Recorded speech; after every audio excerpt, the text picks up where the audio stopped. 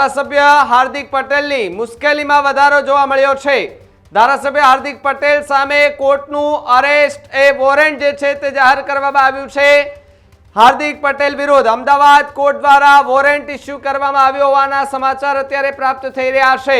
કોર્ટની મુદ્દતોમાં વારંવાર ગેરહાજર રહેતા વોરંટ ઇસ્યુ કરવામાં આવ્યો હોવાની વિગતો અત્યારે મળી રહી છે। 2018માં પાસ આંદોલન દરમિયાન ગુનો જે છે તે નોંધવામાં આવ્યો હતો। હાર્દિક પટેલ, ગીતા પટેલ સહિતના લોકો પર ગુનો નોંધવામાં આવ્યો હતો। તો બીજી તરફ જો વાત કરવામાં આવે તો ધારાસભ્ય હાર્દિક પટેલની મુશ્કેલીમાં વધારો થયો હોવાની વાત જે છે તે અત્યારે સામે આવી રહી છે। પાસ આંદોલન દરમિયાન ગુનો નોંધવામાં આવ્યો હતો। કોર્ટનું અરેસ્ટ વોરંટ જે છે તે અત્યારે જાહેર કરવામાં આવ્યું છે।